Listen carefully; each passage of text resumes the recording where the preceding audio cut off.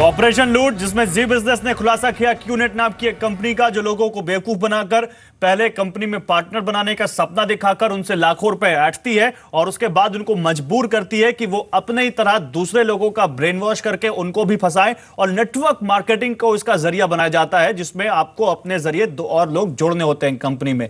सवाल यह है कि जब कंपनी कुछ गलत कर रही है तो हमारे देश का कानून क्या कर रहा है, लॉ एनफोर्समेंट एजेंसीज क्या कर रही है, और इतनी ज्यादा एफआईआर कंपनी के खिलाफ है। मुंबई की इकोनॉमिक ऑफेंस विंग इसके खिलाफ मामला दर्ज करके जांच कर रही है, उसके बावजूद ये काम कैसे कर रही है क्यूनेट कंपनी। मेरे साथ एक बहुत बड़ा पैनल है। Gopal Krishna Agrawal BJP, Abhay Dubey Congress, KL Gupta former DGP UP, Pradeep Chaudhary former CMD SBI, JN Gupta former ED SEBI, और Amit Tandon MD institutional investor advisory services के जुड़े हुए हैं।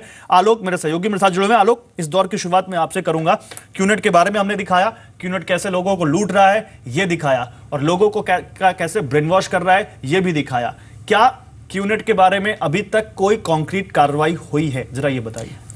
जो क्यूनेट के इंडिया फ्रेंचाइजी हैं माइकल फरेरा, जिनकी कंपनी विहान है, उनको ईडी ने समन भेजा हुआ है, लेकिन वो विदेश में फरार हैं। उन्होंने एंटीसिपेटरी बेल के लिए एप्लीकेशन दिया था, कोर्ट ने रिजेक्ट कर दिया है। जाहिर सी बात है कि वो गिरफ्तारी से बचना चाह रहे हैं। यहाँ पर इंडिया में जितने भी उनके कई सारे जो रिप्रेजेंटेटिव जो घूम रहे हैं, लोगों को बहका रहे हैं, उनके खिलाफ कार्रवाइयाँ हुई हैं। तमाम जगह पर अरेस्ट हुए, विजयवाड़ा, हैदराबाद, बेंगलुरु, मुंबई, हर जगह अरेस्टिंग हुई है।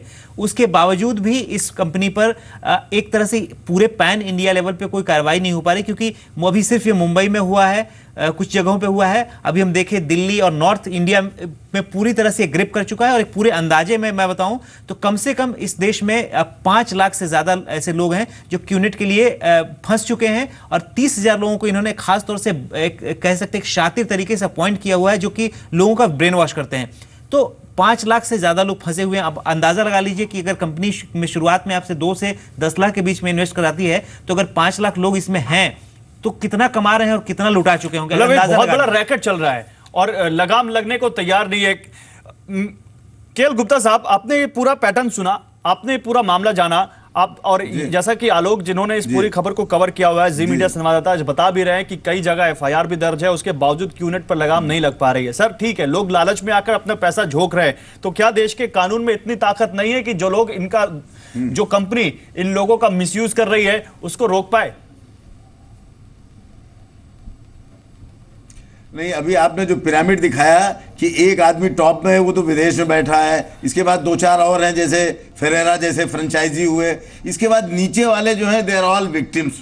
आपने दिखाया ये, तो वो जो पकड़ेंगे, एफआईआर पकड़ी जाएगी तो वही लोकल आदमी पकड़ा जाएगा, वो खुद ही लालच में फंस गया हुआ है। असली जो है पैसा चला जा रहा है विदेश में, वो मास्टरमाइंड है जिन्होंने कि तमाम वो बना रखे, ब्रांड एम्बेसडर्स वगैरह और सब चीजें कर रहे हैं, वो आदमी पकड़ में नहीं आता है। तो जब तक हम कमजोर रहेंगे, गलीबिल रहेंगे, इस तरह के पैसा दे करके ज्यादा ओवरनाइट रिच बनने के लिए, तो ये होती रहेगी। गवर्नमेंट की कमियां तो हैं, पकड़ करके वहां तक कैसे पहुंचे? अब बता रहे फेरेरा साहब विदेश चले गए, एक और कोई विदेश हांगकांग में बैठा हुआ है। बात करने के लिए बीजेपी से मेरे साथ एक पैनल में लोग हैं, हम उनसे बात करेंगे। आप बताइए क्या कमी है?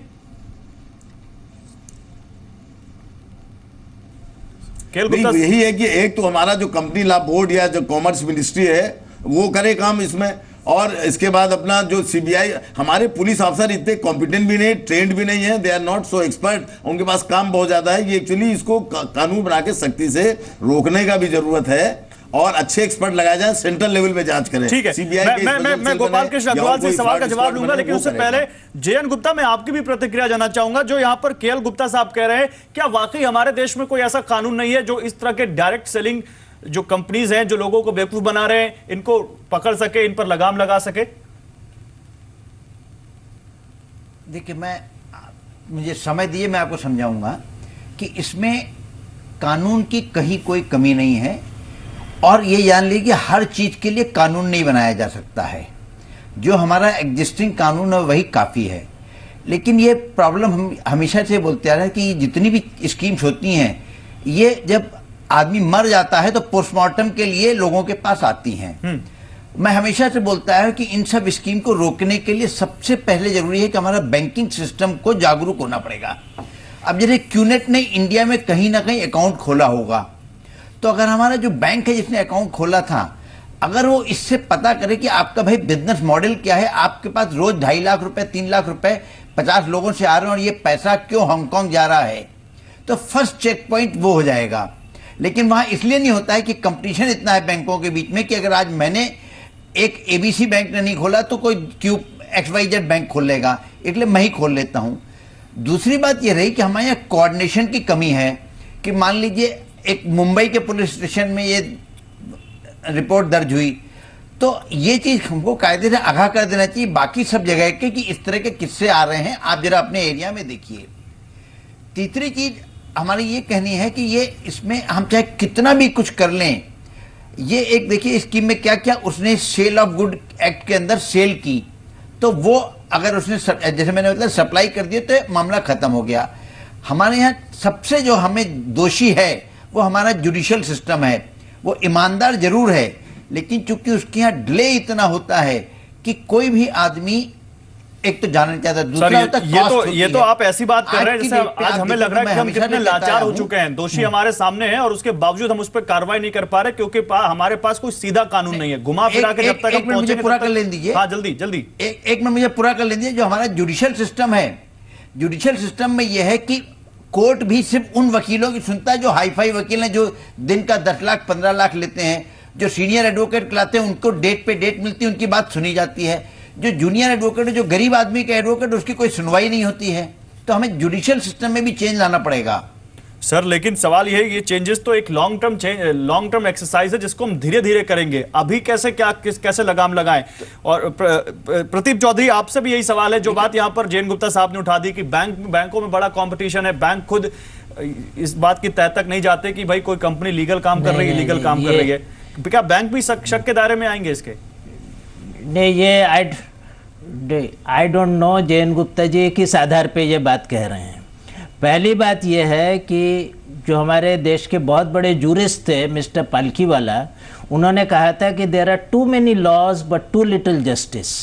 कानून तो बहुत हैं पर इंसाफ बहुत कम है।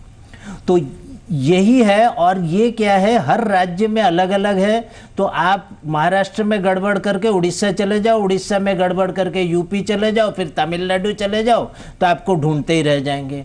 दूसरी बात यह है कि जहाँ कोई भी फॉरेन कंपनी बैंक में अकाउंट नहीं खोल सकती है विदाउट RBI अप्रूवल। तो अगर RBI की नॉलेज में आया कि किसी ने फॉरेन कंपनी ने अकाउंट खोला है, जैसे QNet का है, तो उस बैंक से जरूर पूछ सकती है। ठीक है, उस बैंक से जरूर पूछ सकती है कि आपने अकाउंट कैसे खोला। तो इसलिए तो ऐसी तो कोई कार्रवाई हुई नहीं।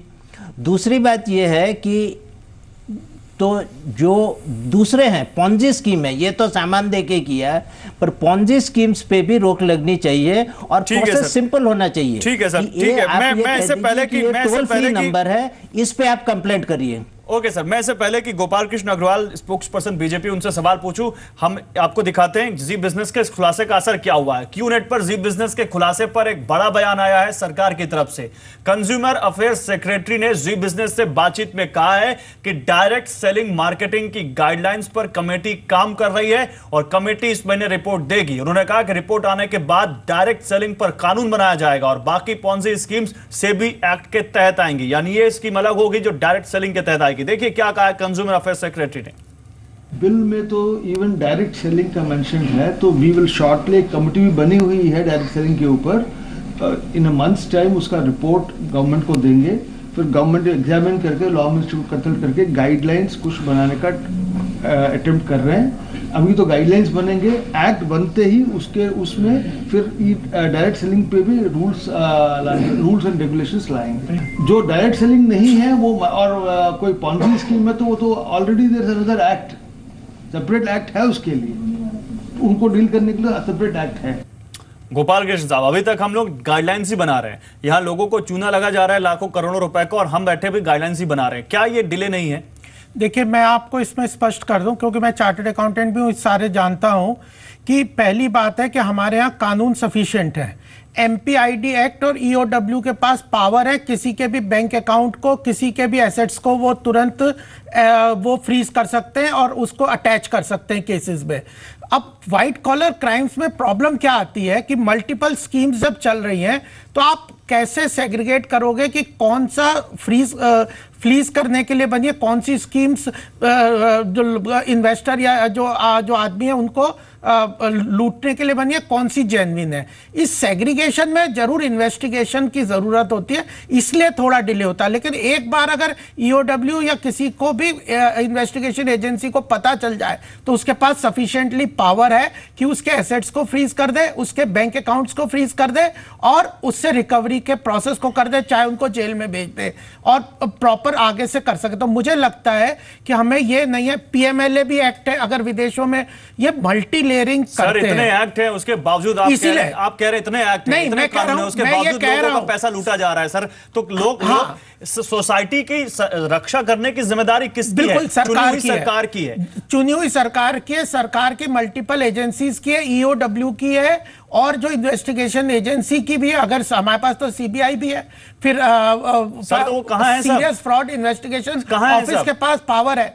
अब प्रॉब्लम जैसे आज आपने अवेयरनेस की, अब इन्वेस्टिगेशन ईओडब्ल्यू के लोग जी बता रहे थे इन्वेस्टिगेशन चल रही है, उनको वो एक्शन लेंगे। मुंबई में चल रही सर, दिल्ली में तो लोगों को पता ही नहीं कहां जाए, पुलिस एफआईआर तक दर्ज नहीं करती। सर मेरे पास कई दसियों लोग दिल्ली से जुड़े आज और सब ने कहा कि दिल्ली में हमें पता ही नहीं हम कहां जाएं, पुलिस के पास जाते तो उनको मामला तक समझ में नहीं आता है। बिल्कुल, तो इसीलिए ईओडब्ल्यू एक अलग से विंग पुलिस ऑफिस में बना है, हर मल्टीपल थानों में उनके अलग से इन्वेस्टिगेशन है। एक तो हमें ना लोगों को भी थोड़ा सा अवेयरनेस रखनी पड़ेगी। अगर जनता ये कहेगी कि मेरे को तो कुछ पता ही नहीं है, जो जब आप किसी सिस्टम से चल रहे हैं, एक ये बात तो मैं मानता हूं, इसलिए मानता हूं क्योंकि अगर क्यूनेट सर्च करें तो गूगल पर जो पहला पेज आता है उसमें नेगेटिव खबरें भरी हैं गूगल को क्यूनेट पर, उसके बावजूद लोगों के अंदर लालच है, पैसा कमाने की होड़ है और ये भी नहीं पता कर रहे कि मुझे 2 लाख देना है तो क्या मेरे पास पैसा इन्वेस्ट कर रहे हैं।